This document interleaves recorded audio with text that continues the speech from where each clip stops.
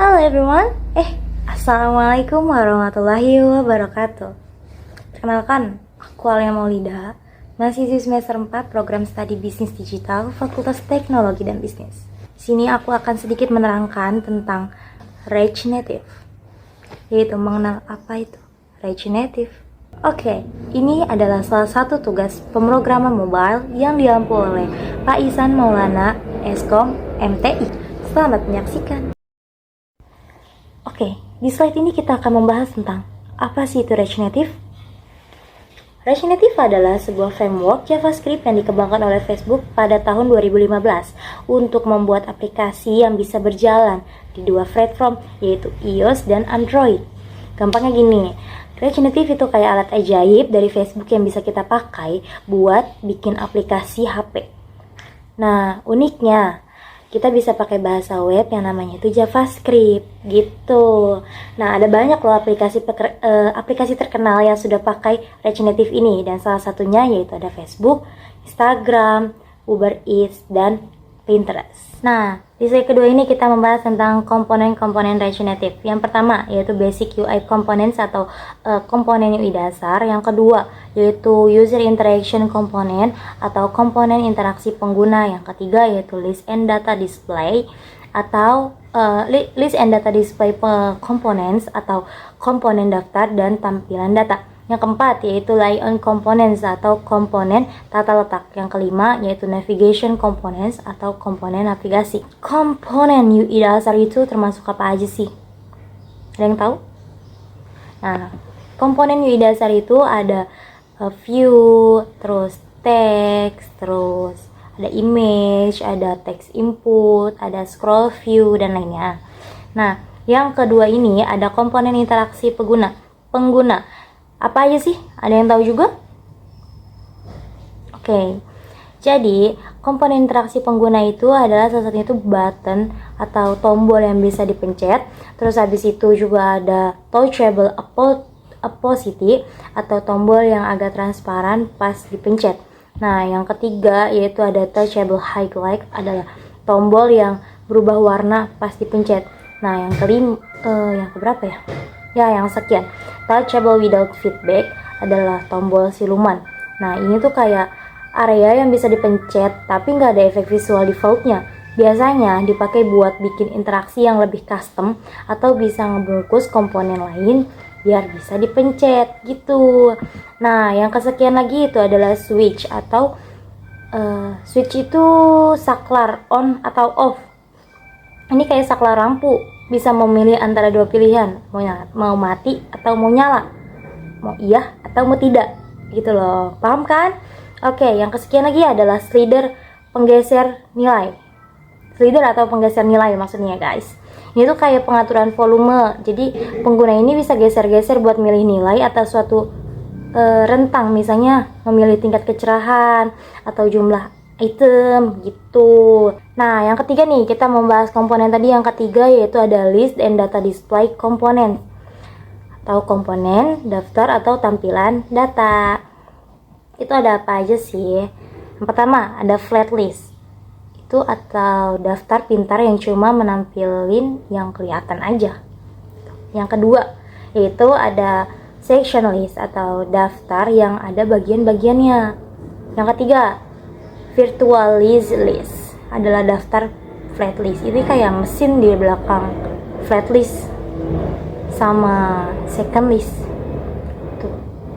Dia yang ngurusin kayak gimana cara bisa daftar yang panjang itu tetap lancar gitu loh. Ngerti kan? Kita jarang pakai ini langsung gitu. Yang keempat itu ada layout components. Nah, atau komponen tata letak. Yang pertama yaitu ada view. Lagi-lagi view. Ya, view ini penting banget buat ngatur tata letak. Pakai yang namanya flexbox. Nah, flexbox ini aturan mainnya buat menyusul balok-balok yang ada di view. Kita bisa atur nih, apakah balok-balok dijejer di samping, ke bawah, ke atas, dan jaraknya, posisinya tengah, depan, belakang, pinggir, dan lainnya. Nah, yang kelima yaitu ada navigation components atau komponen navigasi.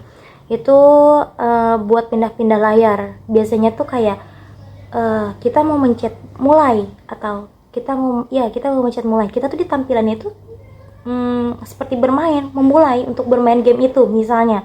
Terus kalau misalnya daftar, itu kita ditampilkan untuk membuat email, memasukkan email atau nomor telepon atau menggunakan Facebook atau apa dan lainnya ya. Jadi gitu pembahasan slide kedua. Kita lanjut ke slide ketiga. Nah, yang slide 3 yaitu kenapa sih harus JavaScript? Yang pertama, bikinnya itu sekali, tapi bisa langsung untuk iPhone dan Android. Nah, yang kedua, bikinnya lebih cepat dan bisa melihat hasilnya. Nah, yang ketiga, yaitu pakai bahasa web atau JavaScript. Yang keempat nih, biayanya itu lebih murah dan terjangkau. Nah, yang keempat nih, kita membahas tentang kekurangannya React Native. Kekurangannya React Native itu adalah yang pertama, performa yang tidak sepenuhnya native.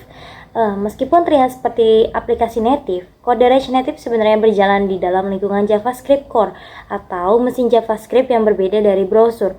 Untuk berinteraksi dengan komponen UI native seperti tombol, teks, dan lainnya, dan fitur perangkat seperti kamera dan sidik jari atau sensor, ia harus melalui jembatan yang namanya itu bridge atau BRIDGE. Oke. Nah, yang kedua yaitu ketergantungan dengan native, modules, dan ekosistem. Maksudnya apa sih? React Native itu tidak menyediakan semua fitur native yang mungkin Anda butuhkan. Nah, untuk mengakses fitur spesifik perangkat keras atau sistem operasi, misalnya seperti Bluetooth tingkat lanjut, terus pemindahan sidik jari yang sangat spesifik, Anda seringkali perlu menggunakan native modules. Ini adalah potongan kode native yang ditulis oleh komunitas atau pihak ketiga dan diekspos ke kode JavaScript React Native gitu. Nah, yang ketiga yaitu kurva pembelajaran yang lebih tinggi. Maksudnya apa sih? Ya kan? Maksudnya itu meskipun berbasis JavaScript dan React Native ini mengharuskan pengembangan untuk memahami konsep-konsep pengembangan mobile native. Ini termasuk siklus hidup komponen native, arsitektur platform iOS dan Android, terus proses build dan deployment untuk kedua platformnya. Terus yang ketiga juga yang keempat penanganannya itu antara perbedaan platformnya itu loh, antara Android dan iOS gitu. Nah, yang keempat potensi masalah kompatibilitas dan pembaruan. Maksudnya apa sih? Ya, ekosistem React Native dan platform native iOS dan Android terus berkembang dan cepat. Nah, pembaruan adalah salah satu sisi dapat menyebabkan masalah kompatibilitas dengan library pihak ketiga atau bahkan kode ini React Native kalian gitu. Nah, yang kelima, ukuran aplikasi yang lebih besar. Aplikasi React Native ini kan cenderung memiliki ukuran yang lebih besar dibandingkan dengan aplikasi native murni yang ditulis dengan Swift atau Objective-C, terus atau Java atau Kotlin. Jadi maksudnya itu Swift atau Objective-C itu untuk iOS. Nah, Java atau Kotlin ini untuk Android gitu. Nah, ini karena aplikasi React Native menyertakan runtime JavaScript dan framework React Native itu sendiri gitu. Oke, kita sudah di tahap kesimpulan. Kesimpulan dari React Native adalah framework JavaScript revolusioner yang memungkinkan pembuatan aplikasi mobile lintas platform iOS dan Android dari satu basis kode, menawarkan efisiensi pengembangan dan performa mendekati native melalui penggunaan komponen UI asli serta fitur hot reloading yang mempercepat proses. Meskipun memiliki potensi keterbatasan setiap kebutuhan kode native untuk fitur spesifik dan pertimbangan performa untuk aplikasi kompleks, kelebihan React Native dalam hal efisiensi, biaya, waktu, dan dukungan komunitas menjadikan pilihan populer dan efektif untuk membangun berbagai jenis aplikasi mobile. Gitu guys. Oke, penjelasan sampai sini mungkin aku berharap kalian bisa paham, dan maaf jika banyak kekurangan dari kata-kata aku yang kurang jelas, dari penjelasannya aku yang kurang jelas. Karena kesalahan itu hanya dari aku.